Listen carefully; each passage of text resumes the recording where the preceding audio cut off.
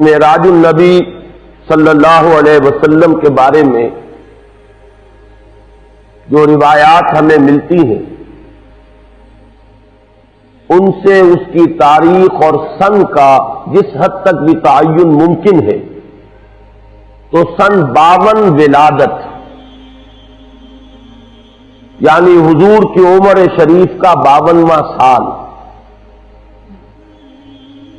ہجرت سے لگ بھگ 1.5 سال قبل ماہ رجب کی 27ویں شب کو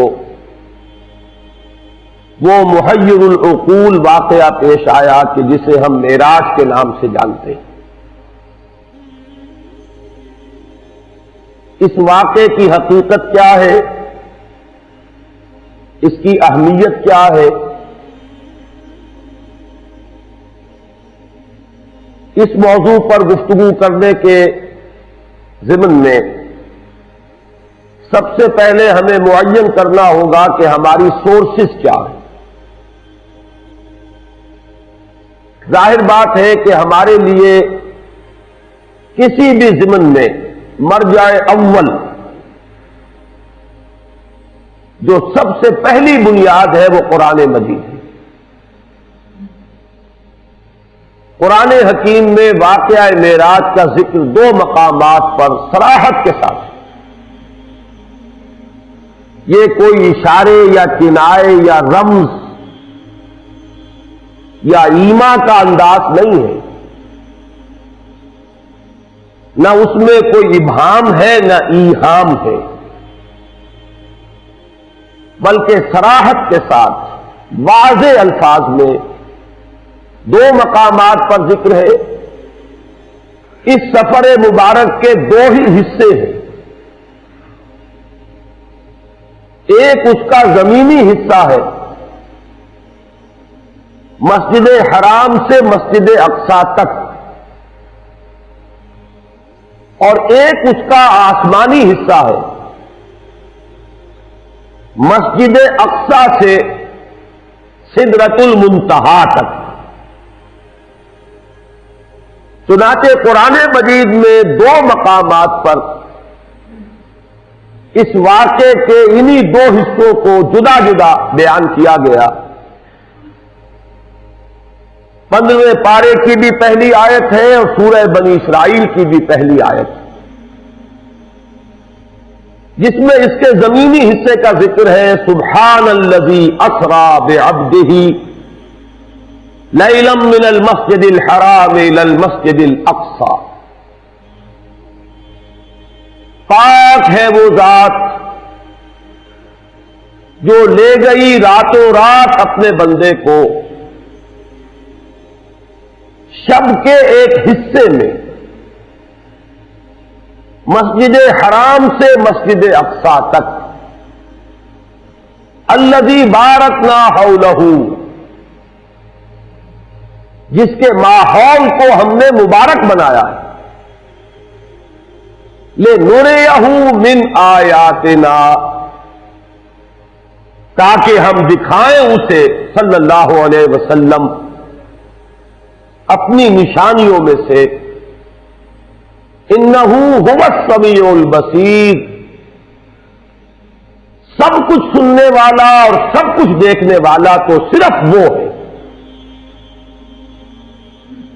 یہ ہے سورہ بنی اسرائیل کی پہلی آیت۔ اس سورہ مبارکہ کا نام سورہ اسراء بھی ہے، بلکہ عرب ممالک میں قرآن مجید جو چھپتے ہیں تو وہاں سورہ بنی اسرائیل کے نام سے اسے موسوم نہیں کیا جاتا، سورۃ الاسراء اس کا نام ہے۔ جو اس کا آسمانی حصہ ہے اس کا ذکر سورۃ النجم میں ہے، وہ آیات بھی میں نے آپ کے سامنے تلاوت کی تھی، لیکن ان کا ترجمہ میں بعد میں اپنی تقریر کے دوران ہی کروں گا۔ تو مرجع اول جو ہے ہمارا وہ قرآن حکیم، جس میں صراحت کے ساتھ یہ واقعہ مذکور ہے، لہذا اس کا انکار کفر ہوگا، اگرچہ توجیہ، تعویل اس کی حقیقت کیا تھی، اس کے اعتبار سے اگر کوئی الفاظ قرآنی میں جس حد تک گنجائش ہو، اس حد تک اگر اختلاف ہو تو وہ اختلاف جو ہے اس کو ہم کفر تک نہیں سمجھیں۔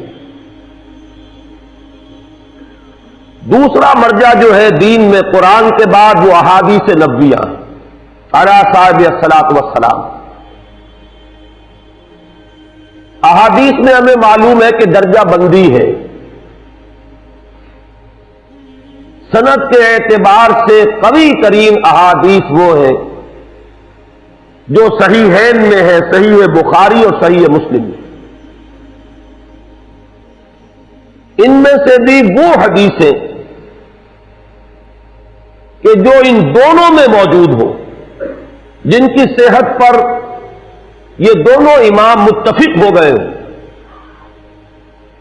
وہ اپنی سند کے اعتبار سے قرآن مجید کے آس پاس پہنچ جاتی ہے۔ اس صراحت کے بعد یہ جان لیجئے کہ اگرچہ احادیث جن کی تعداد کثیر ہے، جن میں کہ واقعہ معراج کا ذکر ہے اور اس کی مختلف تفاصیل جو ہے مذکور ہے، تاہم جو نوٹ کرنے والی بات ہے وہ یہ ہے کہ کم سے کم 28 صحابہ ہیں کہ جن سے یہ واقعہ معراج مروی، کیونکہ ایک ایک روایت کئی کئی صحابہ سے، اس اعتبار سے روایات کی تعداد تو بڑھ جائے گی، بہت کثیر ہوگی، لیکن صحابہ کرام 28 ہیں کہ جن سے وہ احادیث مروی ہیں کہ جن میں معراج کا ذکر ہے تفصیلاً یا اجمالاً۔ اور ان میں ایک بڑی مفصل روایت وہ بھی ہے کہ جو متفق علیہ ہے، یعنی احادیث کے اس طبقے سے تعلق رکھتی ہے کہ جس کے بارے میں کسی شک و شبے کی گنجائش بہت ہی کم رہ جائے۔ اس حدیث میں جو تفاصیل آئی ہیں انہیں ہمیں منو عن ماننا ہوگا۔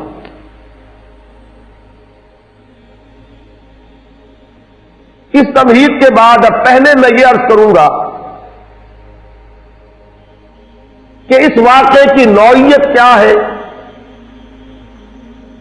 آیا یہ کوئی منفرد واقعہ ہے کہ جو صرف نبی اکرم صلی اللہ علیہ وسلم کو پیش آیا ہو،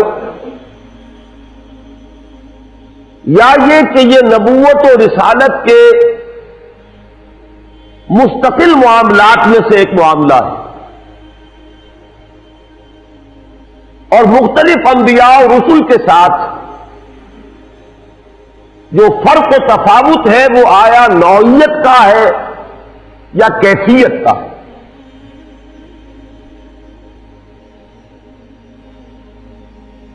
یہ بات جان لیجئے،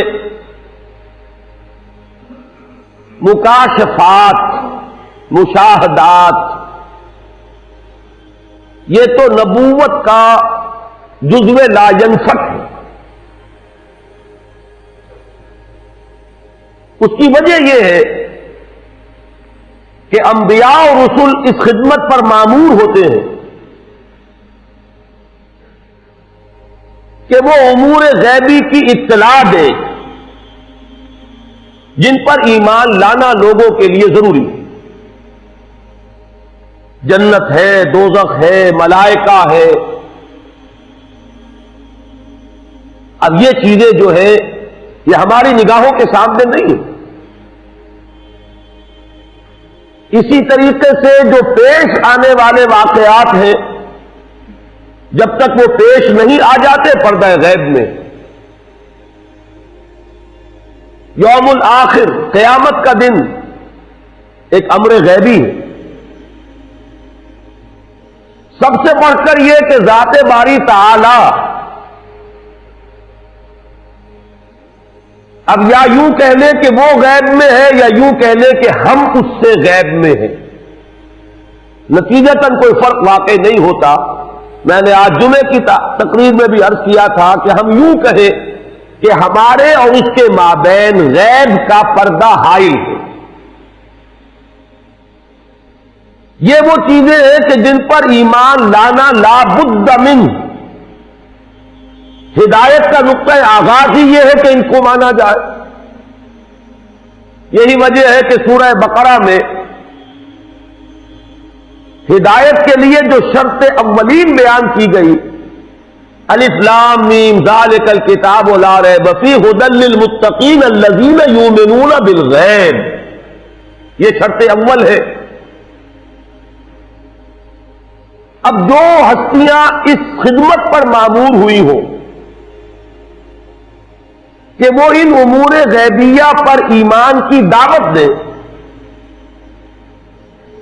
ظاہر ہے کہ انہیں تو ان پر بدرجہ تمام و کمال ایمان اور یقین ہونا چاہیے۔ جب تک وہ ایمان اور یقین ان کے اندر اپنے درجہ تمام و کمال کو نہ پہنچا ہوا ہوگا، وہ دوسروں تک اس ایمان بالغیب کو کیسے منتقل کریں گے؟ اب یہ بھی جان لیجئے کہ ایمان اور یقین کے مراتب ہیں۔ ایک یقین وہ ہے جو فکر و نظر اور تعقل و تفکر کے نتیجے میں پیدا ہو جاتا ہے۔ ایک یقین وہ ہے کہ جو خود ذاتی مشاہدے سے پیدا ہوتا ہے۔ اس سے بھی بلند تر ایک درجہ ہے کہ جو انسان کے ذاتی تجربے اور احساس سے ہوتا ہے۔ قرآن مجید میں اس کے لیے 3 اصطلاحات استعمال ہوئی: علم الیقین، عین الیقین، حق الیقین۔ علم الیقین یہ ہے کہ آپ نے استنباط کیا، استدلال کیا اور کسی چیز کا علم آپ کو حاصل ہوا، آپ کو یقین آ گیا۔ عین الیقین یہ ہے کہ آپ نے اس چیز کو دیکھا، اور حق الیقین کا درجہ اس سے بلند ہوگا، وہ انسان کے اپنے ذاتی تجربے کا ایک جز بن جائے۔ ایک مثال سے ان تینوں کو میں واضح کر سکوں گا۔ بڑی سادہ مثال ہے، آپ نے پہلے بھی شاید سنی ہو۔ اگر آپ کہیں دیکھیں کہ دھواں ہے تو آپ کو یقین ہو جاتا ہے کہ آگ ہے، اس لیے کہ آپ کو یہ کلیہ معلوم ہے، مسلسل مشاہدے سے یہ بات آپ کے علم میں ہے کہ دھواں اور آگ لازم و ملزوم ہے۔ اگر کہیں دھواں ہے تو آگ لگی ہوگی۔ آگ اگرچہ آپ نے نہیں دیکھی، لیکن دھوئیں کو دیکھ کر آپ نے استدلال سے، استنباط سے آگ کے وجود پر یقین کر لیا۔ یہ علم الیقین۔ اب آپ نے قدم بڑھائے، آپ بھاگے دوڑے، وہاں پہنچے اور آپ نے دیکھ لیا کہ آگ لگی ہوئی۔ یہ ہے اس سے بلند تر درجہ عین الیقین، جسے ہم کہتے ہیں عربی میں لیس الخبر کالمشاہدہ کالمعائنہ۔ کسی کے بتانے سے جو یقین پیدا ہوتا ہے وہ ویسا نہیں ہو سکتا جتنا خود دیکھنے سے پیدا ہوتا ہے۔ فارسی میں کہتے ہیں شنیدہ کہ بود مانند دیدہ۔ سننے سے جو علم حاصل ہوا وہ اس کے برابر نہیں ہوتا کہ جو دیکھنے سے حاصل ہوتا ہے۔ اس سے جو اگلا درجہ ہے وہ اصل میں آگ کی اصل حقیقت کا ادراک ہے۔ آگ آپ نے دیکھ لی، آگ ہے۔ یہ وسوسہ بھی ہو سکتا ہے کہ شاید آگ کسی صورت ہے، حقیقت میں آگ نہ ہو۔ سورۃ النجم میں ہم دیکھیں گے ما کذب الفؤاد ما رأى، اس میں اشارہ اسی وسوسے کی طرف ہے کہ کسی وقت انسان ایک شے کو دیکھ رہا ہوتا ہے لیکن یقین نہیں آتا کہ میں ٹھیک دیکھ رہا ہوں۔ آنچ می بینیم یا رب ببیداریس یا رب یا بخواب، اے اللہ جو کچھ میں دیکھ رہا ہوں یہ بیداری میں دیکھ رہا ہوں یا خواب میں دیکھ رہا ہوں؟ دیکھ رہا ہوں لیکن یقین نہیں آ رہا۔ اس وسوسے کا ازالہ کلیتاً ہو جائے گا جب وہ آگ آپ کو چھو جائے. اب معلوم ہوگا یہ آگ صورت آگ نہیں حقیقت آگ ہے، یہ واقعتاً آگ ہے. اور تبھی آپ کو اندازہ ہوگا آگ کہتے کسے ہیں. اگر کبھی انگارے نے آپ کے جسم کو چھوا نہ ہو اور ساری عمر آگ صرف دیکھی ہو تو دیکھی ہوئی بھی ہے لیکن اس کی حقیقت کا علم آپ کو نہیں ہے جب تک کہ وہ آگ کہیں آپ کے جسم سے مس نہ ہوئی. یہ ہے وہ ذاتی تجربہ. انسان کے اپنے احساس تک جب رسائی ہو جاتی اس چیز کی تو یہ ہے حق الیقین. اب ظاہر بات ہے کہ انبیاء کو جو یقین منتقل کرنا ہے دوسروں میں، اس کے لیے ان کا تجربہ، ان کا معائنہ اگر یہ نہ ہو تو یقین کا وہ درجہ کبھی پیدا نہیں ہو سکتا کہ ان کی ہستیوں سے یقین متعدی ہو، لوگوں تک پہنچے، پھیلے. جیسے بھٹی اگر ہے آگ کی تو اس سے حرارت خود بخود نکلتی ہے اور دوسروں تک پہنچ جاتی ہے. یہ ہے اصل میں وہ سبب جس کی بنا پر عالم ملکوت کے مشاہدات اللہ تعالی انبیاء اور رسولوں کو کراتا ہے. یہ مکاشفات کی شکل میں بھی ہوئے ہیں، یہ رویا کی شکل میں بھی ہوئے ہیں، یہ حالت نوم میں بھی ہوئے ہیں، حالت بیداری میں بھی ہوئے ہیں. ان دونوں کے بین بین کی ایک کیفیت ہے، بین النوم والیقظہ، بیداری اور سونے کے درمیان کی کوئی کیفیت. اس میں کچھ چیزوں کو ممثل کر کے بھی دکھایا گیا ہے، بعض حقائق براہ راست مشاہدہ کرائے گئے. جیسے جیسے مراتب ہے ویسے ویسے ہی ان تجربات اور ان مشاہدات کا معاملہ ہے. سورہ انعام کی آیت نمبر 75 میں فرمایا وَكَذَلِكَ نُرِي إِبْرَاهِيمَ مَلَكُوتَ السَّمَاوَاتِ وَالْأَرْضِ وَلِيَكُونَ مِنَ الْمُوقِنِينَ.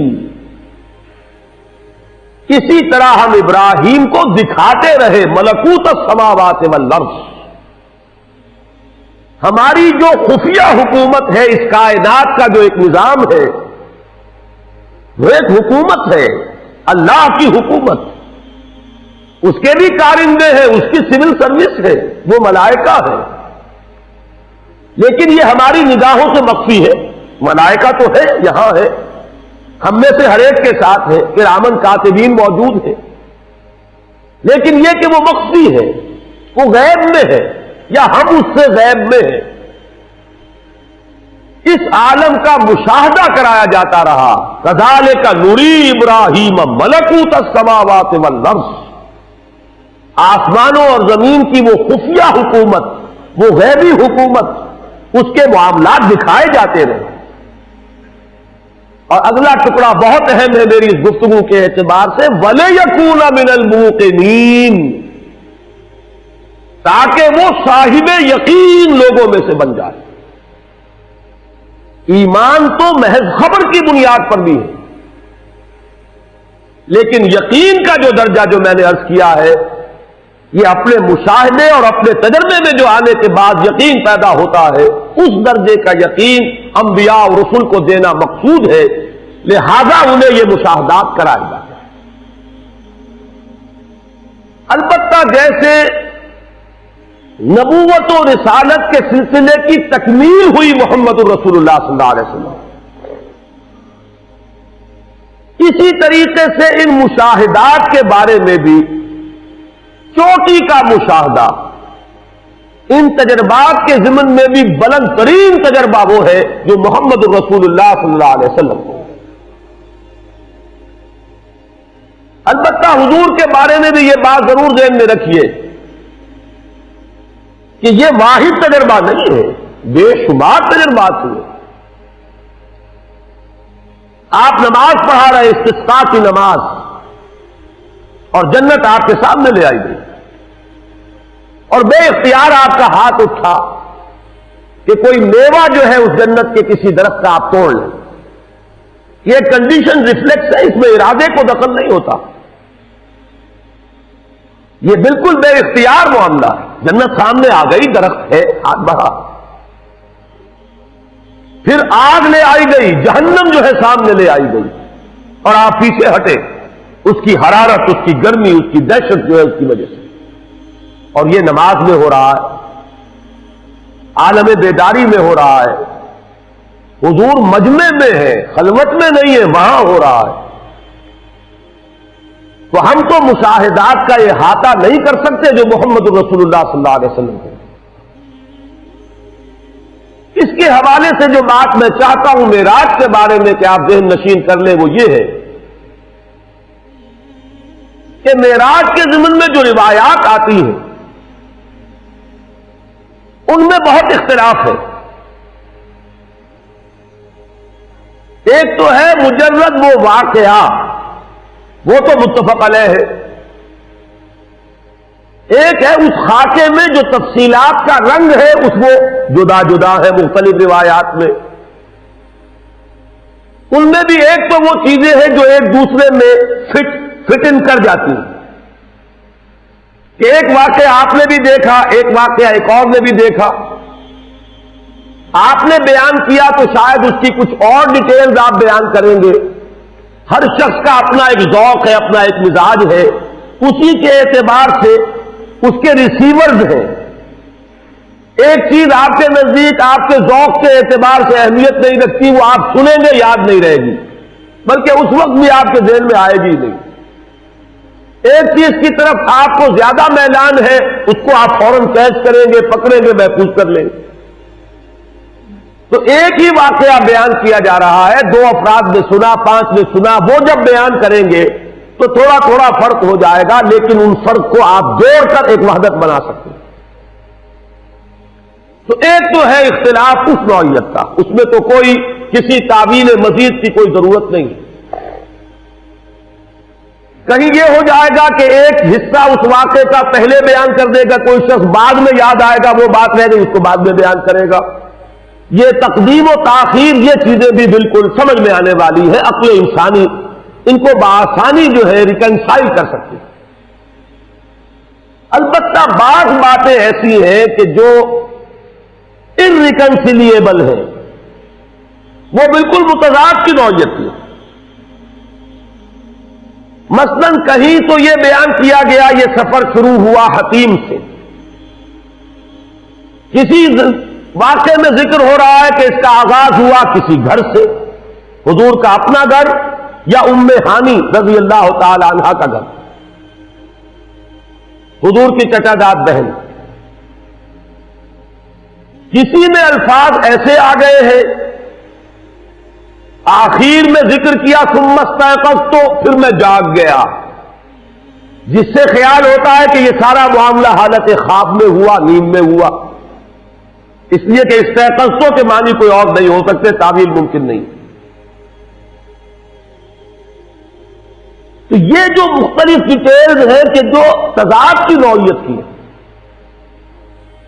ان کو باہم ایک دوسرے کے ساتھ جوڑنا ممکن نہیں ہے۔ اس کی تعویل بہت سے محققین کے نزدیک یہ ہے کہ واقعہ معراج بھی ایک بار نہیں ہوا، کئی بار ہوا، بجائے اس کے کہ اس میں سے ایک کو ہم قبول کریں دوسرے کو رد کریں۔ میرا اپنا احساس یہ ہے، اگرچہ محققین کے مابین اس معاملے میں اختلاف رہے گا اور رہا ہے،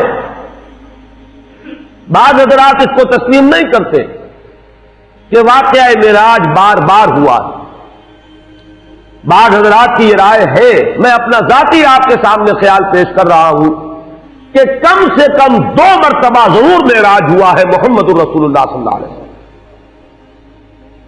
ایک مرتبہ یہ معراج ہوا ہے بالکل ابتدائی زمانے میں، نبوت کا ابتدائی دور، یہ یوں سمجھیے کہ سن 2-3 نبوی یا سن 42-43 ولادت، اور یہ ہوا ہے حالت نوم میں۔ وہ روایات جڑیں گی اس کے ساتھ کہ ثم استيقظت، پھر میں جاگ گیا۔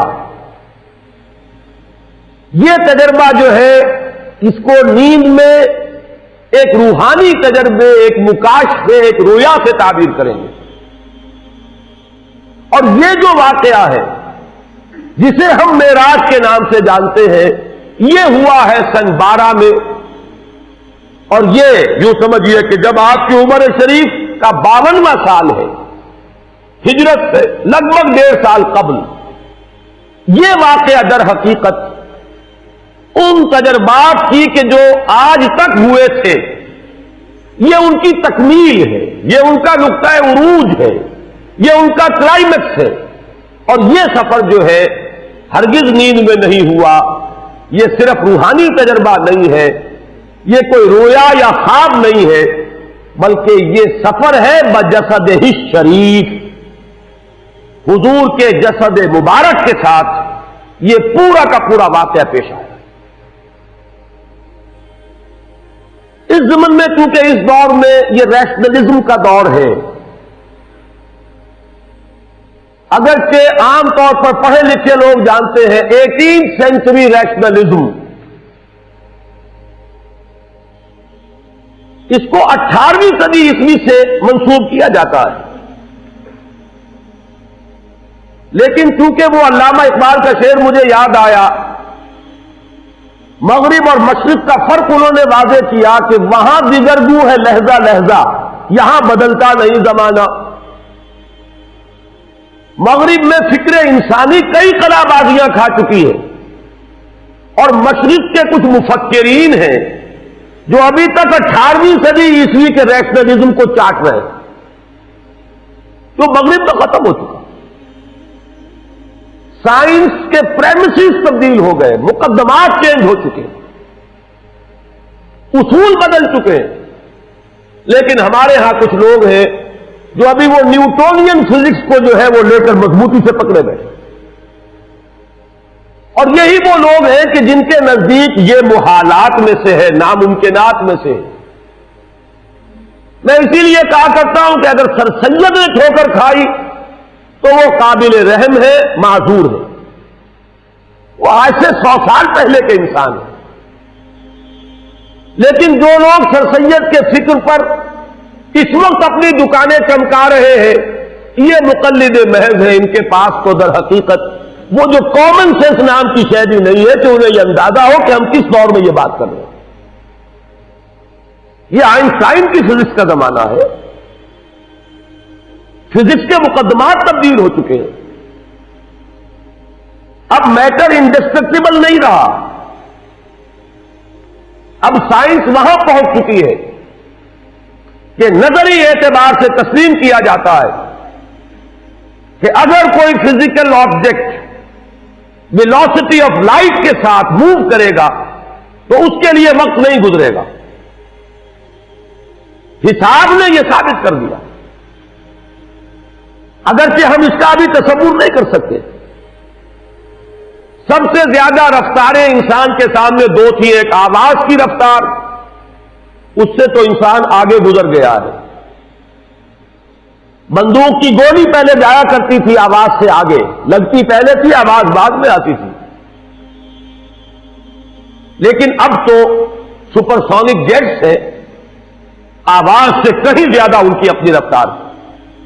اب صرف ایک رفتار رہ گئی ہے، ویلوسٹی آف لائٹ، وہاں تک پہنچنے کا کوئی تصور ابھی ہمیں حاصل نہیں ہے، لیکن ہم جانتے ہیں کہ ممکن ہے، وہ انسانی قدرت سے ممکن نہ ہو، اللہ کی قدرت سے ممکن ہے۔ وہ چاہے بالفعل ہمارے لیے ابھی اچیو کرنا اس کا ممکن نہ ہو، لیکن اب وہ بات عقل میں آتی ہے، حساب کتاب سے وہ بات برآمد ہو رہی ہے۔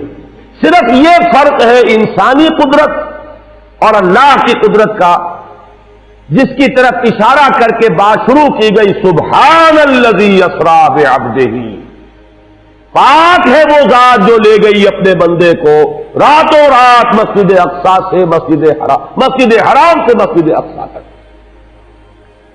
اگر یہ بات کسی انسان کی طرف منسوب ہوتی تو بات اور تھی، اگر یہ فعل حضور کی طرف منسوب ہوتا کہ حضور گئے تو بات اور تھی کہ میں آیا نہیں لایا گیا ہوں، حضور گئے نہیں لے جائے گئے ہیں۔ اور لے جانے والے وہ ذات ہے سبحان الذی اسرا، وہ پاک ہے ہر عیب سے، ہر نقص سے، ہر ذوق سے، ہر کوتاہی سے، وہ منزہ ہے، اعلیٰ ہے، عرفہ ہے، بالا تر ہے، لہذا اس کی قدرت سے یہ ہرگز بعید نہیں کہ وہ اپنے بندے کو راتوں رات مسجد حرام سے مسجد اقصی اور پھر مسجد اقصی سے سدرۃ المنتہا تک لے جائے اور واپس لے آئے اور پھر مسجد حرام میں پہنچا دے۔ اور بعض روایات میں آتا ہے کہ وضو کا پانی ابھی بہ رہا تھا اور کنڈی جو ہے حضور کے مکان کی وہ ابھی ہل رہی تھی، معلوم ہوا وقت نہیں گزرا۔ یہ چیز جیسا کہ میں نے عرض کیا آج کا جو ذہن ہے اس کے لیے یہ اب ناقابل قیاس، ناقابل یقین نہیں رہی۔ سبحان الذی اسرا بعبدہ، دوسری قابل توجہ بات ہے لفظ عبد،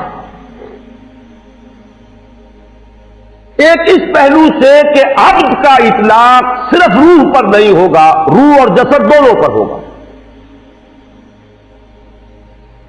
عبد تو ہم ہے، صرف روح کو عبد نہیں کہا جائے گا۔ روح کی حقیقت کو تو خیر ہم اپنی روح کی حقیقت کو نہیں سمجھ سکتے، تو روح محمدی صلی اللہ علیہ وسلم کی حقیقت کو کیا سمجھیں گے؟ عبد کا اطلاق بلکہ جان لیجئے کہ اکثر و بیشتر تو جسد پر ہوگا، تو اس سے بھی ایک اضافی بات معلوم ہوئی کہ صرف روح محمدی نہیں لے جائی گئی، محمد لے جائے گئے صلی اللہ علیہ وسلم، اور محمد کا اطلاق روح محمدی اور آپ کے جسد شریف دونوں کے مجموعے پر ہوگا، صرف روح پر نہیں۔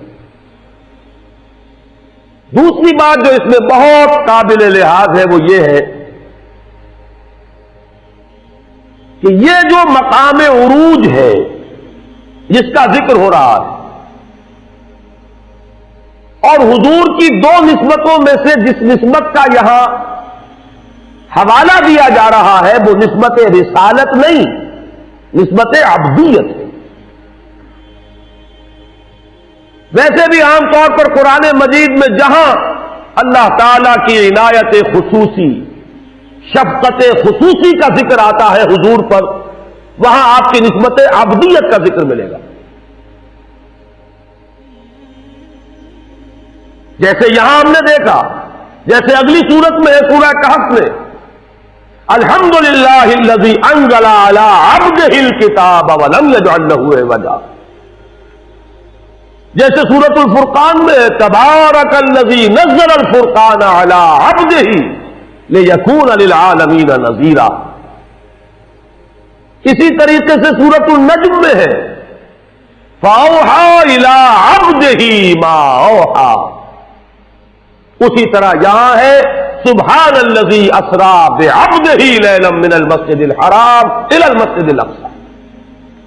یہاں وہ نقطہ جان لیجئے کہ نسبت عبدیت بالا تر ہے نسبت رسالت سے، نمبر ایک۔ اور اگر اس کو صوفیہ کی اصطلاح میں سمجھیں گے تو نسبت عبدیت ایک عروجی نسبت ہے، نسبت رسالت ایک نزولی نسبت ہے۔ ذرا اگر ذہن میں رکھیں گے اسے تو حضرت موسیٰ علیہ السلام کو جو پہلی وحی ہو رہی ہے یا مخاطبہ اور مکالمہ سے جو مشرف ہو رہے ہیں تو کوہ طور پر ہے، بلند مقام پر ہے، اور اس سے اعلیٰ مقام اور کیا ہوگا کہ اللہ تعالی سے بلا واسطہ گفتگو ہو رہی ہے، درمیان میں کوئی واسطہ عائد نہیں ہے۔ وَكَلَّمَ اللَّهُ مُوسَىٰ تَكْلِيمًا، یہاں موسیٰ کیا ہے؟ عبد ہے۔ رسالت کا حکم ملا تو کیا؟ اذهب إِلَىٰ فِرْعَوْنَ إِنَّهُ طَغَىٰ، جاؤ فرعون کی طرف۔ اب موسیٰ پہاڑ سے اتریں گے تو جائیں گے، کسی کے پاس سے کوئی جاتا ہے تو اس کی طرف پیٹ کر کے جاتا ہے، کسی کے سامنے 10 بستہ کھڑا ہوتا ہے تو اس کے حضور میں ہے، مواجہہ کر رہا ہے، فیس ٹو فیس ہے، تو کون سی نسبت بالا تر ہوئی؟ نسبت عبدیت۔ فرض منصبی ہے رسالت، جاؤ ادا کرو۔ مولانا روم نے اس کو بیان کیا ہے، بہترین تمثیل ہے۔ اصل میں ان حقائق کے جاننے والے یہ صوفیاء ہی ہیں۔ یہ نہ فقہاء کا دائرہ ہے نہ محدثین کا دائرہ ہے، اپنے اپنے دائرے ہیں، اپنے اپنے کام سب نے کیے ہیں۔ ہمارے سبھی محسن ہیں، لیکن یہ کہ بہرحال اپنا اپنا ذوق، اپنا اپنا فیل۔ ان چیزوں کو اور ان میں پھر فرق مراتب جو قائم کیا ہے وہ صوفیاء کام ہے۔ بارش کی مثال دی ہے، یہ واٹر سائیکل جو چل رہا ہے ہماری اس دنیا میں، سمندر سے بخارات اٹھ رہے ہیں، یہ عروج ہے، کتنی لطیف حالت میں ہے، کتنے پاک اور صاف ہے۔ یہ تو عمل کثیر ہو رہا ہے نا، پانی کو بھاپ بنایا گیا ہے، اس میں کوئی کثافت تو ساتھ نہیں جائے گی، بالکل پاک اور صاف پانی لطیف ترین صورت میں اوپر جا رہا ہے۔ اوپر جا کر بادل بنے، ہوائیں لے گئیں، اب وہ بارش بن کر نازل ہو رہا ہے۔ نازل ہو رہا ہے تو کیا ہوگا؟ وہ پہلے فضا کو دھوئے گا، وہ کچھ کثافت پانی میں بھی جمع ہو جائے گی، زمین پر برسے گا، زمین کو دھو دے گا، لیکن کچھ کثافتیں شامل ہو جائیں گی۔ یہ ندیوں نالوں سے دریاؤں سے ہوتا ہوا پھر سمندر میں پہنچے گا، وہ ساری کثافت سمندر میں رہ جائے گی، اور پھر وہ لطیف اور صاف اور پاک ہو کر پھر آسمان کی طرف اٹھ جائے گا۔ یہ عروج ہے، وہ نزول ہے۔ نزول سے صفائی ہو رہی ہے، دوسروں کی، فضا کی، زمین کی۔ عروج میں اپنی صفائی ہے۔ یہی ہے سائیکل۔ رات کو اللہ کا بندہ اس کے حضور میں کھڑا ہے، یہ کس کی صفائی ہے؟ اپنی۔ کس چیز کی صفائی ہے میں بعد میں بیان کر دوں گا، اسے کہیں اپنی کثافتوں پر قیاس نہ کر لیجئے، وہ کثافتیں ان کے پاس بھی نہیں ہیں۔ گر حفظ مراتب نہ کنی زندگی، لیکن پھر دن میں کیا حکم ہے؟ اب وہ نزول ہے،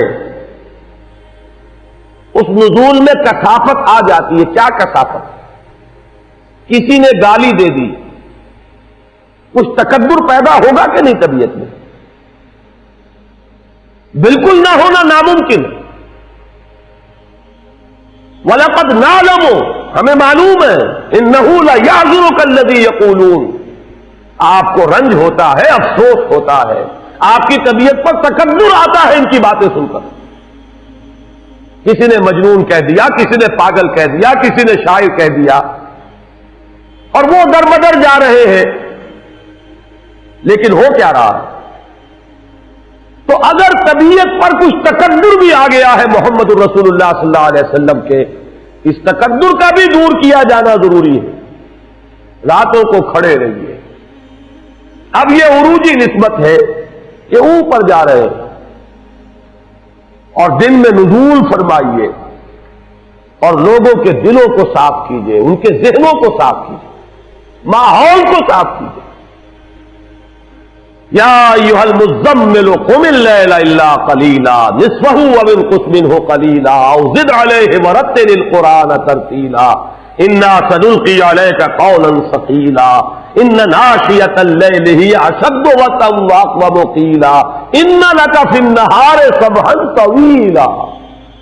دن کے وقت تو آپ کے لیے بڑی مشقت ہے، بڑی محنت ہے، تبلیغ ہے، تلقین ہے، دعوت ہے، نصیحت ہے۔ کبھی اپنوں کی طرف سے تکبر ہو جاتا ہے۔ حضرت عائشہ سے ایک مرتبہ ہو جاتا ہے گھروں میں، کسی بات پر آپ ناراض ہوئے، آپ نے یہاں تک کہہ دیا کہ تمہارے ہاتھ ٹوٹ جائیں۔ اس کے بعد حضرت عائشہ کو دیکھا کہ وہ اپنے ہاتھوں کو دیکھ رہی ہیں. پوچھا کیا دیکھ رہی ہے؟ انہوں نے عرض کیا میں منتظر ہوں کہ کب نبی کی بد دعا کا اثر ظاہر ہو. اس پر آپ نے فوراً اللہ تعالی کی جانب رجوع کیا. اے اللہ میں انسان ہوں، میری زبان سے کبھی غصے میں بھی الفاظ نکل جاتے ہیں. اے اللہ تو ان کو قبول نہ کر لیجیے. ہے تکبر؟ غزوہ احد میں تکبر طبیعت میں ہوا تو ہے. کیف یہدی اللہ قوما خذلوا وجہ نبیہم بالدم. اللہ اس قوم کو کیسے ہدایت دے گا جس نے اپنے نبی کے چہرے کو لہو لہان کر دیا، رنگ دیا خون سے. تکبر تو ہوا ہے. اسی طرح کا تکبر وہ ہے، اسی لیے تو کہا گیا سورہ مزمل میں وَاصْبِرْ عَلَىٰ مَا يَقُولُونَ وَاهْجُرْهُمْ هَجْرًا جَمِيلًا. تلوار کا وار تو محمد پر پڑا ہے غزوہ احد میں، لیکن زبانوں کی جو زخم تھے وہ تو لگ رہے تھے مکے میں بھی. اس تکبر کو بھی صاف کرنا ہے. تو یہاں بھی لفظ عبد کے حوالے سے ان حقائق کو ذہن نشین کر لیجئے. سبحان الذی اسرا بعبدہ. اسرا کہتے راتوں رات لے جانا. فاسر بعبادی انہم متبعون.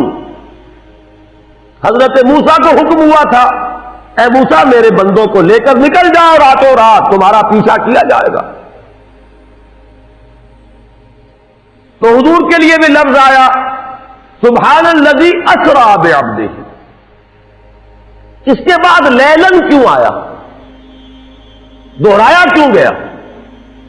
اس لیے میں نے ترجمے میں کیا تھا رات کا بھی ایک حصہ، پوری رات نہیں لگی، اس کا کوئی ایک وقفہ ہے نہایت حقیر، نہایت قلیل، نہایت مختصر. من المسجد الحرام الى المسجد الاقصى الذي باركنا حوله لنريه من آياتنا انه هو السميع البصير. آیت کے آخری حصے پر بھی غور کر لیجئے. باقی وہ جو واقعات ہیں وہ میں حدیث کے حوالے سے آپ کو بتاؤں گا. مقصد کیا ہے اس کا؟ اپنی کچھ آیات کا مشاہدہ کرانا ہے.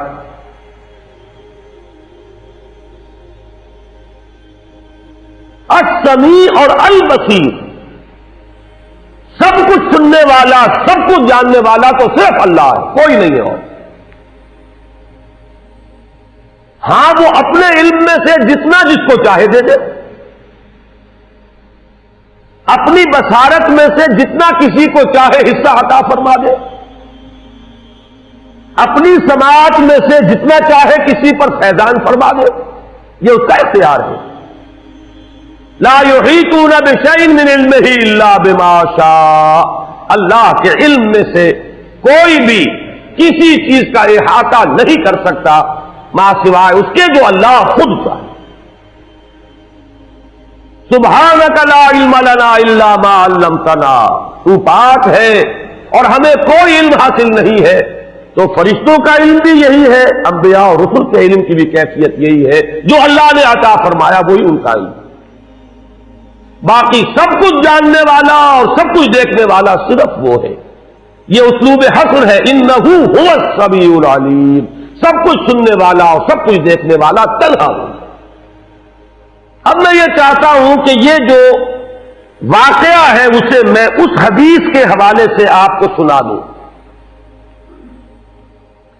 میں کچھ بیان کروں گا، میرے بیان کرنے میں کچھ کمی اور بیشی ہونے کا اندیشہ ہے. اگر ہم اتنے خوش قسمت ہیں کہ وہ واقعہ ہمارے پاس ایک مفصل حدیث کی شکل میں موجود، اور حدیث بھی دوسرے یا تیسرے طبقے کی کتابوں کی نہیں، متفق علیہ، جس میں روایتاً جیسا کہ میں نے عرض کیا جس کا پایا تقریباً قرآن کے برابر. اور اس حدیث کے راوی ہیں حضرت مالک ابن صعصع رضی اللہ تعالی عنہ. ان کے بارے میں ایک بات ہے بڑی اہم، وہ نوٹ کر لیجئے.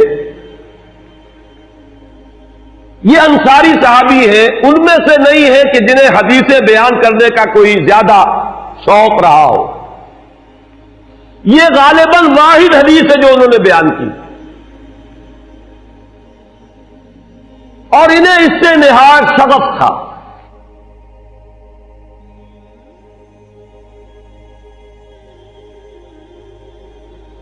نہایت محبت کے ساتھ انہوں نے اس کو محفوظ کیا تھا، اس کے ایک ایک لفظ کی حفاظت کی تھی. چنانچہ بعض دوسرے وہ صحابہ بھی جنہوں نے خود حضور سے یہ بات سنی ہوئی تھی، اب ایک تو وہ خود براہ راست روایت کر رہے حضور سے کہ ہم نے سنا، حضرت انس بن مالک رضی اللہ تعالی عنہ خود، لیکن وہ صحابہ بھی ان کی خدمت میں خاص طور پر حاضر ہو کر ان سے اس روایت کو سنتے تھے، اس لیے کہ اس روایت میں ان کا درجہ بہت بلند ہے، ان کو اس سے بہت شغف تھا. تو صحابہ جو براہ راست حضور سے سن چکے وہ بھی ان کے پاس جا کر خاص طور پر اس حدیث کو سنا کرتے. چنانچہ یہ روایت جو متفق علیہ ہے، یہ امام بخاری جو اس کو لائے ہیں، عن قتادہ عن انس بن مالک عن مالک بن صعصع رضی اللہ تعالی عنہم. حضرت انس بن مالک سے روایت موجود ہے مسلم شریف میں براہ راست ان سے، لیکن یہ اس روایت کو بیان کر رہے حضرت مالک ابن صعصع رضی اللہ تعالی عنہ کے حوالے سے. روایت کیا ہے؟ ان النبی صلی اللہ علیہ وسلم حدثهم عن لیلۃ اسری بہ. اب دیکھیے یہ مرفوع حدیث ہو گئی. حضرت صعصع بیان فرما رہے ہیں کہ نبی اکرم صلی اللہ علیہ وسلم نے خود ہمیں سنایا. وہ حالات و واقعات سنائے جو اس رات کو پیش آئے جس رات سے انہیں لے جایا گیا. قال بینما انا فی الحطیم وربما قال فی الفجر. حضور فرماتے ہیں کہ میں اسی اثنا میں کہ میں حتیم میں تھا، اور ایک دوسری روایت میں الفاظ حجر آئے ہیں، وہ بھی کہتے ہیں اسی حصے کو. مضطجعا میں لیٹا ہوا تھا، اذ اتانی آتن کہ اچانک میرے پاس ایک آنے والا آیا. یہ آنے والے کون ہیں؟ حضرت جبرائیل. یہ بعد میں واضح ہو جائے گا. فشق ما بین ہذہ الی ہذہ. حضور نے اشارہ فرمایا، اس نے یہاں سے یہاں تک میرا سینہ چاک کیا، یعنی من طفرت نہرہ الی شعرتہ. یہ جو گڑھا ہے حلق کا گڑھا، یہاں سے لے کر تیرے ناف تک سینہ چاک کیا. فاستخرج قلبی اور میرا دل نکالا. ثم اعطیت بطست من ذهب مملوء ایمانا فغسل قلبی. پھر ایک تشت لایا گیا سنہری جو ایمان سے مملوء تھا، بھرا ہوا تھا، تو پھر اس کے ذریعے سے میرے اس قلب کو، سینے کو دھویا گیا. ثم غسل ثم اعید وفی روایت، اس کے بعد اس کو لوٹا دیا گیا اور پھر وہ زخم بھی سی دیا گیا.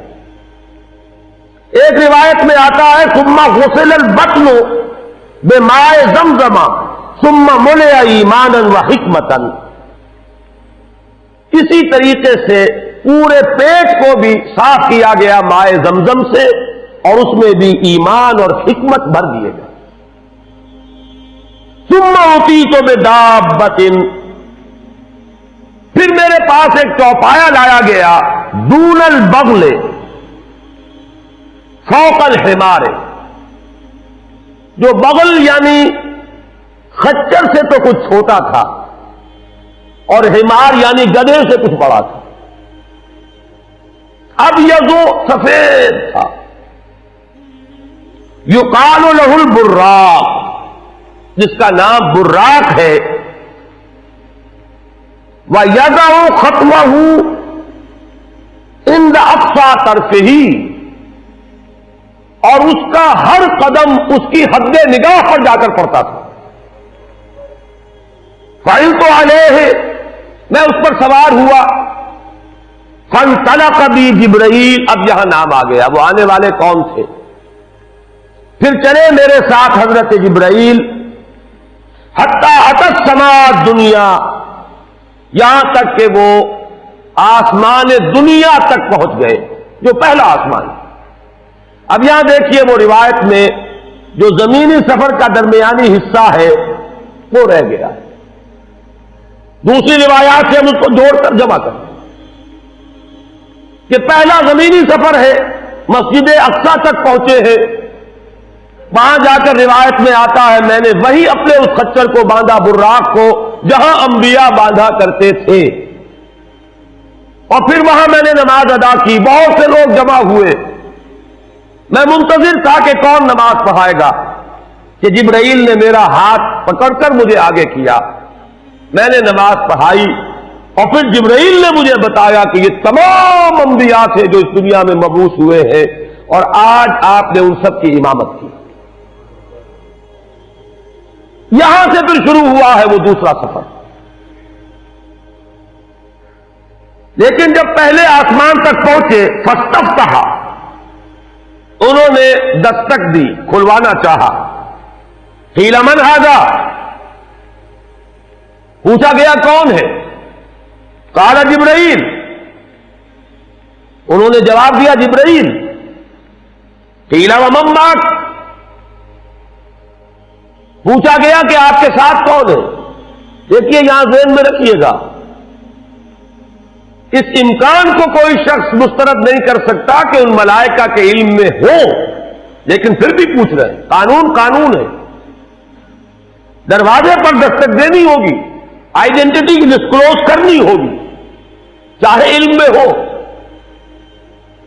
جج جو ہے وہ اپنے علم کی بنیاد پر فیصلہ کبھی نہیں دے گا، وہ تو مقدمے کی سماعت ہوگی، شہادتوں کی بنیاد پر فیصلہ ہوگا۔ ذاتی علم کی بنیاد پر کرنا ہے تو وہ خود کسی اور عدالت میں اس مقدمے کو منتقل کرے اور وہاں گواہ کی حیثیت سے پیش ہو، تو قانون قانون ہے۔ پوچھا گیا آپ کے ساتھ کون ہے؟ قال محمد صلی اللہ علیہ وسلم۔ قیل وقد ارسل الیہ، پوچھا گیا کیا انہیں بلایا گیا ہے؟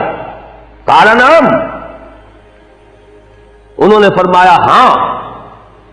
قیل مرحبا بہ فنعم المجیء، جا ففتح فلما خلصت، اس کے بعد کہا گیا مرحبا ان کے لیے، تہنیت ہے، مبارکباد ہے، خوش آمدید ہے، کیا ہی اچھے ہیں وہ جو لائے گئے ہیں۔ پھر وہ سمائے دنیا جو ہے اس کا دروازہ کھولا گیا، میں اس میں داخل ہوا، فاذا فیہا آدم، میں نے دیکھا وہاں حضرت آدم تشریف فرما ہے۔ فقال ھذا ابوک، جبرائیل نے کہا یہ آپ کے جد امجد ہیں، فسلم علیہ، ان کو سلام کیجئے، فسلمت علیہ، میں نے انہیں سلام کہا، فرد السلام، انہوں نے سلام کا جواب دیا، ثم قال مرحبا بالابن الصالح والنبی الصالح، خوش آمدید ہے، مرحبا ہے صالح بیٹے اور صالح نبی پر۔ ثم صعد بی، پھر مجھے اور اٹھایا گیا، حتی اتی السماء الثانیہ، یہاں تک کہ جبرائیل پہنچ گئے دوسرے آسمان تک۔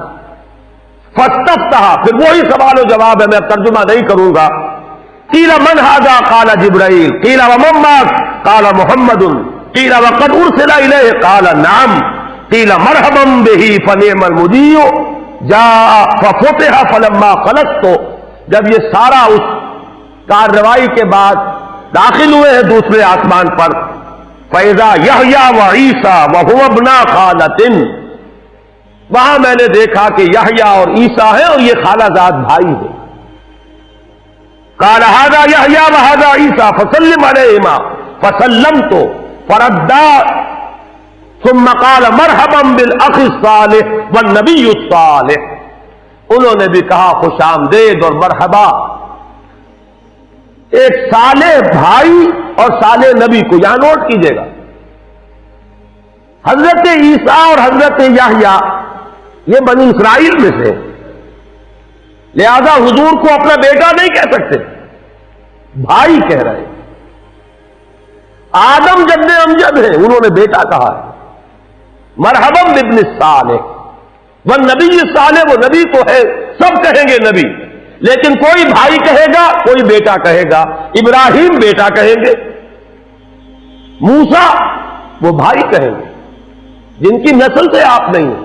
وہ جو براہ راست نسل چلی آ رہی ہے اس میں جو ذکر کرے گا وہ بیٹے کے لفظ سے کرے گا. ثم صعد بی الی السماء الثالثة فاستفتح قیل من هذا قال جبرائیل قیل ومن معك قال محمدا قیل وقد ارسل الیہ قال نعم قیل مرحبا به فنعم المجیء جاء ففتح فلما خلصت اذا یوسف قال هذا یوسف فسلم علیہ فسلمت علیہ فرد ثم قال مرحبا بالاخ الصالح والنبی الصالح.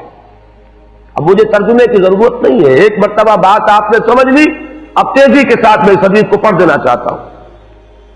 ثم صعد بی، پھر مجھے اور بلندی پر لے جایا گیا. حتی اتی السماء الرابعة فاستفتح قیل من هذا قال جبرائیل قیل ومن معك قال محمد قیل وقد ارسل الیہ قال نعم قیل مرحبا به فنعم المجیء جاء ففتح فلما خلصت فاذا ادریس فقال هذا ادریس فسلم علیہ فسلمت علیہ فرد ثم قال مرحبا بالاخ الصالح والنبی الصالح. یہاں ملاقات ہوئی حضرت ادریس علیہ الصلوۃ والسلام سے. ثم صعد بی حتی اتی السماء الخامسة فاستفتح قیل من هذا قال جبرائیل قیل ومن معك قال محمد قیل وقد ارسل الیہ قال نعم قیل مرحبا به فنعم المجیء جاء ففتح فلما خلصت فاذا هارون قال هذا هارون فسلم علیہ فسلمت علیہ فرد ثم قال مرحبا بالاخ الصالح والنبی الصالح. ثم صعد بی حتی اتی السماء السادسة فاستفتح قیل من هذا قال جبرائیل قیل ومن معك قال محمد قیل وقد ارسل الیہ قال نعم قیل مرحبا به فنعم المجیء جاء ففتح فلما خلصت فاذا موسیٰ قال هذا موسیٰ فسلم علیہ فسلمت علیہ فرد ثم قال مرحبا بالاخ الصالح والنبی الصالح. چھٹے آسمان پر یہ حضرت موسیٰ سے ملاقات ہوئی. فلما جاوزت بتا، جب میں آگے بڑھا تو حضرت موسیٰ روئے. قیل ما یبکیک، ان سے پوچھا گیا کہ آپ کو کیا چیز رلا رہی ہے؟ قال ابکی لأن غلاما بعث بعدی، کہ مجھے اس بات پر رونا آ رہا ہے یہ نوجوان محمد صلی اللہ علیہ وسلم یہ میرے بہت بعد ان کی بعثت ہوئی ہے. يدخل الجنة من امته اکثر ممن يدخلها من امتی، میرے بہت بعد آنے کے باوجود ان کی امت میں سے جنت میں داخل ہونے والوں کی تعداد میری امت کے مقابلے میں بہت زیادہ ہوگی. بہرحال اپنی امت کا خیال تو ہے، وہ شفقت جو نبی اور رسول کو اپنی امت پر ہونی چاہیے وہ ہے بتمام و کمال. اسے معاذ اللہ کسی حسد پر معمول نہ کیجیے، بلکہ وہ جو احساس ہوا ہے اپنی امت کی محرومی کا وہ ہے کہ جس نے حضرت موسیٰ علیہ السلام پر یہ کیفیت طاری کی. ثم صعد بی، پھر مجھے اور بلند کیا گیا.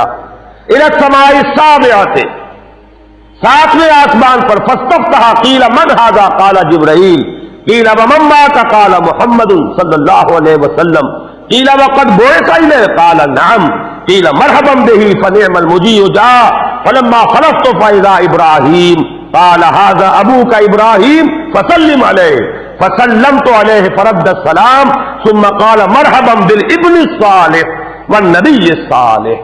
حضرت ابراہیم نے پھر استقبال کیا، خوش آمدید صالح بیٹے اور صالح نبی کے لیے. ثم رفعت، اب ذرا یہاں نوٹ کیجئے گا، یہاں صعد تو نہیں آیا، صعد ابھی نہیں آیا، رفعت. پھر مجھے اور بلند کیا گیا الی سدرۃ المنتہی. یہ سدرہ منتہا ہے جس کا ذکر ہے سورۃ النجم. یہاں میں چاہتا ہوں کہ وہ آیات ذرا آپ کو سنا دوں. سورۃ النجم کی ابتدائی آیات کی تشریح اور تفسیر میں بہت اختلاف ہے.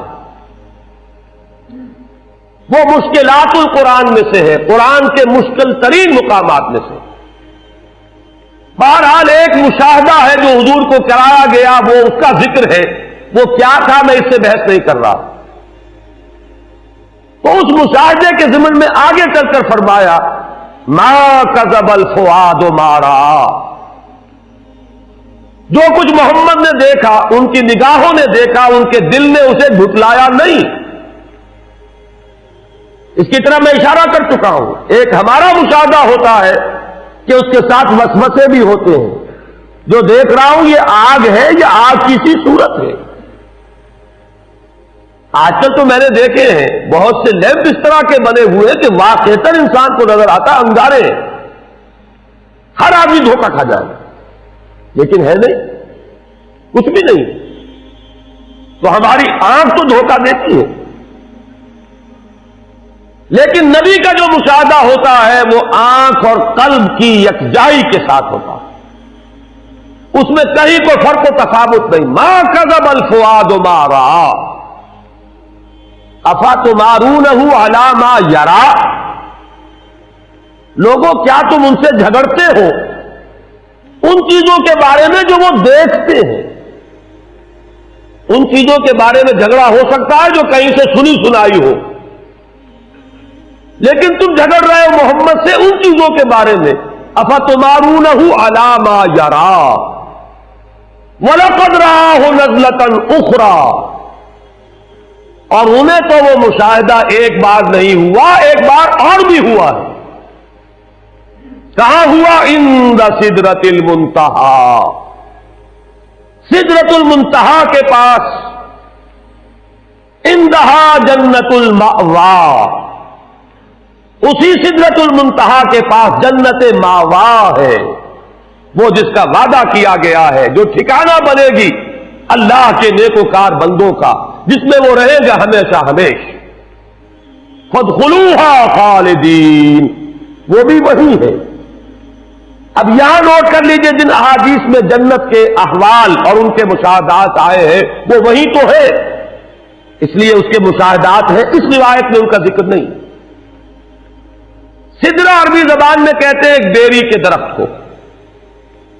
منتہا یہ انتہا سے ہے، جہاں جا کر کوئی چیز ختم ہو جائے. یہ سدرۃ المنتہا کیا ہے؟ خیر یہ تو ہم تو کیا سمجھیں گے، ابھی میں عرض کروں گا. قرآن مجید نے یہاں ایسا انداز اختیار کیا ہے کہ ہر شخص یہ جان لے کہ یہ میرے فہم سے بالا تر ہے. ذکر ہو رہا ہے، واقعہ ہے، بیان کرنا ضروری ہے، لیکن تم اس کی حقیقت کو سمجھ نہیں سکتے. منتہا یہ کس اعتبار سے ہے؟ یہاں سے آگے مخلوق کا ذکر کا گزر نہیں ہے، یہ انتہا ہے. یہاں سے آگے جبرائیل بھی نہیں جا سکتے. اور یہاں نوٹ کیجئے اس سے آگے جانے کا کہیں محمد رسول اللہ کا بھی ذکر نہیں. یہ ہماری شاعری میں ہے کہ اس سے بھی آگے حضور گزر گئے. قرآن مجید میں، حدیث میں کہیں ذکر نہیں. حضور بھی یہیں تک گئے. البتہ ذہن میں رکھیے اس کے بارے میں یہ وضاحت آتی ہے وحی الہی بھی یہاں نازل ہوتی ہے اور یہاں سے فرشتے لیتے ہیں. جو چیز اترتی ہے وہ بھی اولاً یہاں بلا واسطہ، آگے کوئی واسطہ نہیں ہے. یہ وہ حریم کبریا ہے، اس حرم میں داخلہ نہیں ہے. یہاں وہی بھی آئے گی تو یہاں، اور یہاں سے لے لیں گے ملائکہ اور نیچے لے کر جائیں گے. اور جو کچھ عالم خلق کی کوئی شے آئے گی وہ بھی یہیں تک، اس سے آگے نہیں۔ لہذا یہاں نوٹ کیجئے، قرآن نے بھی وہاں ذکر کیا تو سدرۃ المنتہا کے پار کا نہیں، وَلَقَدْ رَآهُ نَزْلَةً أُخْرَىٰ عِندَ سِدْرَةِ الْمُنتَهَىٰ عِندَهَا جَنَّةُ الْمَأْوَىٰ إِذْ يَغْشَى السِّدْرَةَ مَا يَغْشَىٰ۔ یہ ہے وہ بات جس کی طرف میں اشارہ کر رہا تھا، جبکہ اس بیری کے درخت کو ڈھانپے ہوئے تھا، جو ڈھانپے ہوئے تھا وہ نہ زبان ادا کر سکتی ہے، نہ انسانی زبان میں وہ الفاظ اور حروف ہے کہ جو اس کی تعبیر کر سکے، نہ اس کا کوئی تصور انسان کے لیے ممکن ہے۔ جنت کی نعمتوں کے بارے میں جیسے ایک حدیث میں آتا ہے، ما لا عین رأت ولا اذن سمعت وما خطر علی قلب بشر، وہ نعمتیں جو نہ کسی آنکھ نے دیکھی، نہ کسی کان نے سنی، نہ کسی انسان کے دل پر ان کا کوئی خیال تک بھی کبھی آیا۔ اب اسے بیان کریں تو کن الفاظ میں، کمیونیکیٹ کیسے ہو؟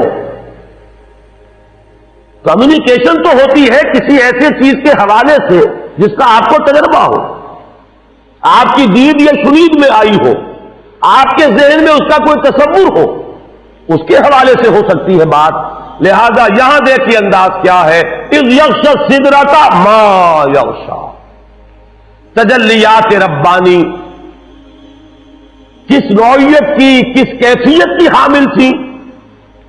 وہ نزول جو ہے تجلیات کا براہ راست جو ہو رہا تھا، وہ ہے اس کا نزول محبت تجلیات ربانیہ۔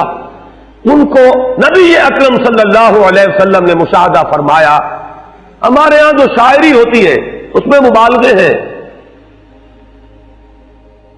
اور ظاہر بات ہے کہ علامہ اقبال بھی بہرحال جو بھی کچھ تھے شاعر بھی تھے، مبالغے کے بغیر شاعری نہیں ہے۔ موسیٰ بے ہوش رفت بے یک جلوہ صفات، تو عین ذات میں نگری و تبسمی، موسیٰ تو جلوہ صفات ہی کی وجہ سے بے ہوش ہو گئے، خر موسیٰ صاعقا، اور تو عین ذات کا مشاہدہ کر رہا ہے صلی اللہ علیہ وسلم، اور تبسم میں ہے، لیکن یہ مبالغہ ہے۔ عین ذات کے مشاہدے کا ذکر کہیں نہیں ہے، نہ قرآن میں ہے نہ حدیث میں۔ اگرچہ اختلاف ہے، اختلاف صحابہ سے چلا آ رہا ہے، سلف میں ہے، خلف میں ہے، کوئی رائے رکھنا چاہے تو رکھے۔ میں نے اسی لیے شروع میں کہا تھا اس واقعے کا انکار کفر ہوگا، تفصیلات میں توجیہ و تعویل کا اختلاف کفر نہیں ہے۔ ایک رائے یہ بھی ہے کہ شب معراج میں حضور نے اللہ کو دیکھا، براہ راست اللہ کا مشاہدہ ہوا ہے، لیکن ایک رائے زیادہ قوی یہ بھی ہے کہ نہیں، حضرت عائشہ سے جب ذکر کیا گیا انہوں نے فرمایا نور انا یرا، اللہ تو ایک نور ہے، اسے دیکھا کیسے جا سکتا ہے؟ آپ نور کے ذریعے سے کسی اور شے کو دیکھتے ہیں، نور اس کو کہاں دیکھا جائے گا؟ قرآن مجید میں بھی یہاں نوٹ کیجئے، اذ یغشی السدرۃ ما یغشی ما زاغ البصر وما طغی، ابھی اس کے بارے میں بعد میں عرض کروں گا۔ لقد رأى من آیات ربہ الکبریٰ، کیا دیکھا محمد نے؟ آیات ربہ الکبریٰ، کبریٰ جو ہے اس میں تفضیل ہے، عظیم ترین آیات ربانیہ کا مشاہدہ ہوا ہے محمد رسول اللہ، رب کا نہیں، آیات ربانیہ۔ نوٹ کیجئے زمینی سفر میں بھی کیا لفظ آیا تھا، کیوں لے گئے ہم مسجد اقصی، الذی بارکنا حولہ لنریہ من آیاتنا، ہم اس لیے لے گئے تھے کہ اپنی آیات کا مشاہدہ کرائیں۔ وہاں کبریٰ نہیں آیا، وہ آیات تھی جن کا مشاہدہ ہوا۔ یہ زمینی آیات ہے، وہ بھی آیات الہیہ ہے، لیکن جو عظیم ترین آیات الہیہ ہیں وہ ہے جو ڈھانپے ہوئے ہیں سدرۃ المنتہا کو، اور وہ ہے جس کا مشاہدہ کیا محمد الرسول اللہ صلی اللہ علیہ وسلم۔ لقد رأى من آیات ربہ الکبریٰ، یہ تقابل اگر کیا جائے تو غلط نہیں ہوگا۔ اگر اس اعتبار سے فضیلت محمدی ثابت کی جائے تو درست ہوگی کہ ذات باری تعالی کی ایک تجلی جو کوہ طور پر پڑی حضرت موسیٰ، اس کا بھی تحمل نہیں کر سکے، اور یہاں تجلیات ربانیہ کا براہ راست جو نزول ہو رہا ہے سدرۃ المنتہا پر، محمد نے انہیں دیکھا اور بھرپور انداز میں دیکھا اور ان کا تحمل کیا، اس اعتبار سے تو فرق و تفاوت قرآن سے ثابت۔ لیکن اگر یہاں ذات باری تعالیٰ کو لایا جائے تو وہ بلا سند ہے، قرآن میں سند نہیں، حدیث میں سند نہیں، ہاں اقوال صحابہ میں سند ہے۔ اب میں یہاں توجہ دلانا چاہتا ہوں، یہ عجیب مقام ہے، ما زاغ البصر وما طغى، عجیب کیفیت ہے۔ اس آیت کو سمجھنا جو ہے آسان نہیں ہے جب تک کہ کچھ کیفیات کو پہلے آپ جان نہ لیں۔ ہمارے اپنے مشاہدے کے بارے میں دو چیزیں ہیں، وہ نوٹ کیجئے۔ شوق تو ہے مشاہدے کا، اور شوق اتنا ہے کہ حد ادب سے بھی تجاوز کر رہا ہے، لیکن ظرف اتنا نہیں ہے کہ دیکھ سکے۔ وہ جو اردو کا ایک شعر ہے، مجھے پہلا مصرع صحیح یاد نہیں ہے، کہ غم عمر مختصر کا سبب اور کیا بتائیں، میرے شوق کی بلندی میری ہمتوں کی پستی۔ اس کو ذرا ذہن میں رکھیے، شوق بہت بلند ہے، دیکھنا بہت کچھ چاہتے ہیں، لیکن آنکھیں چکا چوندھ ہو جاتی ہیں، دیکھ ہی نہیں سکتے۔ ظرف نہیں ہے کہ دیکھ سکے، اگرچہ طبیعت میں شوق اتنا ہے کہ بے ادبی کی حد تک، حد ادب سے بھی تجاوز کے لیے آمادہ ہے، لیکن دیکھ نہیں سکتے۔ اس کو اقبال نے، میں سمجھتا ہوں کہ یہی مقام ہے قرآن کا، کہ جس کی کیفیات کو جیسے عربی میں کہتے ہیں کہ تعرف الاشیاء بازدادہا، کسی شے کی حقیقت کو اس کا جو اینٹونیم ہو، اس کی جو ضد ہو، اس کی حقیقت کے حوالے سے پہچانا جا سکتا ہے۔ رات کی حقیقت دن کے تقابل سے سمجھ میں آتی ہے، اور دن کی حقیقت رات کے تقابل میں سمجھ میں آتی ہے۔ اب دیکھیے اقبال کا وہ شعر جو اس نظم میں ہے، جو میرے نزدیک ان کے اردو کلام کا کلائمیکس ہے، ذوق و شوق، اور اس کے بھی آخری حصے کا شعر ہے یہ، عین وصال میں مجھے حوصلہ نظر نہ تھا، گرچہ بہانہ جو رہی میری نگاہ بے ادب۔ دونوں اعتبارات سے جو ضد ہے اس کو لائے ہے اقبال۔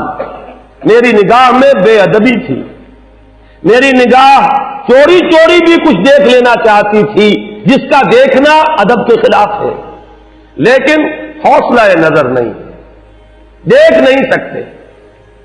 عین وصال میں مجھے حوصلہ نظر نہ تھا، گرچہ بہانہ جو رہی میری نگاہ بے ادب۔ اس کو ذہن میں رکھیے، اور اب یہاں دیکھیے، ما زاغ البصر وما طغى، وہ مشاہدہ جو محمد کر رہے ہیں صلی اللہ علیہ وسلم، وہ بحث میں کر چکا، مشاہدہ کس چیز کا ہے، ذات باری تعالیٰ کا یا اللہ کی تجلیات خصوصیہ کا، آیات ربہ الکبریٰ کا۔ لیکن مشاہدے کی شان کیا ہے؟ نگاہ جمی رہی، یہ ہے ظرف محمد کا صلی اللہ علیہ وسلم، نگاہیں چکا چوندھ نہیں ہوئی، نہایت تیز روشنی ہو، نگاہ اس کا تحمل نہ کر سکے، آپ نگاہ ہٹائیں گے۔ ما زاغ البصر، نگاہ ٹیڑھی نہیں ہوئی، کج نہیں ہوئی، جو کچھ دیکھا ہے نگاہ کو ٹکا کر دیکھا ہے، مشاہدہ کیا ہے، بھرپور کیا ہے۔ پورے ظرف کامل کے ساتھ کیا ہے، پورے تحمل کے ساتھ کیا ہے، لیکن وما طغا، حد سے تجاوز نہیں کیا، بے ادبی کا کوئی امکان نہیں ہے۔ طغا طغیانی، حد سے نکلنا، دریا کو اپنی موج کی طغیانیوں سے کام، کشتی کسی کی پار ہو یا درمیان رہے، یہ طغا ہے، حد سے تجاوز۔ نہ یہاں حد سے تجاوز تھا، وہ مقام ادب بھی ہے۔ العبد عبد وان ترقى والرب رب وان تنزل، بندہ بندہ ہی ہے، وہاں پہنچ کر بھی محمد مقام بندگی سے تجاوز نہیں کر رہے ہیں۔ فاوحى الى عبده ما اوحى، وہاں بھی حال یہ ہے کہ ما زاغ البصر وما طغى، نگاہ نہ کج ہوئی، نہ چندیائی، نہ ہٹی، اور نہ ہی اس نے حد سے تجاوز کیا۔ لقد رأى من آیات ربہ الکبریٰ، انہوں نے مشاہدہ کیا اپنے رب کی عظیم ترین آیات۔ اب ظاہر بات ہے کہ وہ نہ کہنے میں آنے والی باتیں ہیں، اللہ تو کہہ سکتا ہے لیکن ہماری زبان کے الفاظ تحمل نہیں کر سکتے۔ کلام الہی نازل تو ہوا ہے ہماری زبان کے الفاظ میں، یہ الفاظ اس کا تحمل نہیں کر سکتے، اس لیے اس کو مجمل رکھا۔ اذ یغشی السدرۃ ما یغشی ما زاغ البصر وما طغى لقد رأى من آیات ربہ الکبریٰ۔ اب یہاں میں آپ کو اس روایت کی طرف دوبارہ لے جا رہا ہوں۔ ثم رفعت الى سدرۃ المنتہی، پھر مجھے اٹھایا گیا سدرۃ المنتہی تک۔ فإذا ابنتها مثل قلال حجر وإذا ورقها مثل آذان الفیلۃ۔ حضور اب ہماری زبان میں کچھ بات سدرۃ المنتہی کی سمجھا رہے ہیں کہ اس کے بیر تو مٹکوں کے سائز کے تھے اور اس کے پتے ہاتھی کے کان جتنے بڑے تھے۔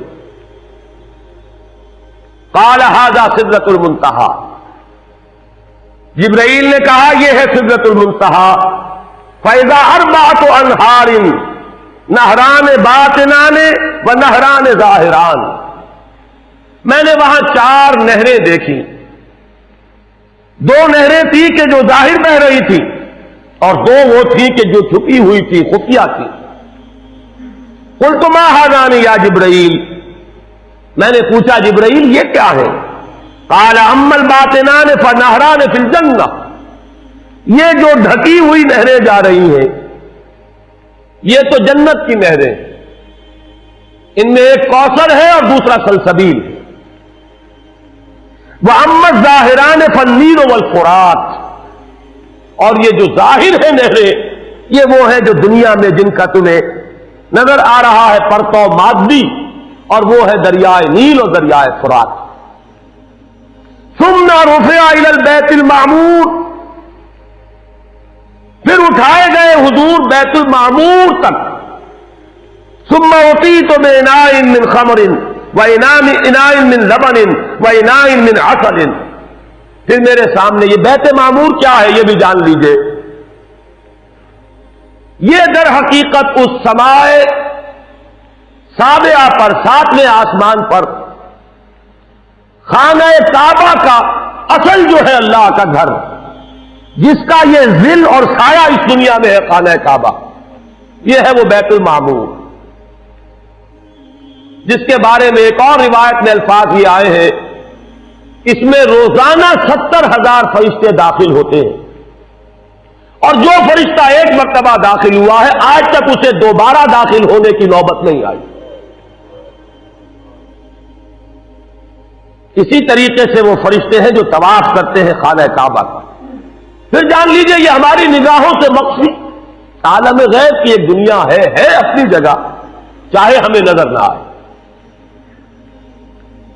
پھر میرے سامنے 3 برتن لائے گئے، ایک دودھ کا اور ایک شہد کا اور ایک شراب کا۔ فاخذت اللبن، میں نے دودھ والا پیالہ اٹھا لیا۔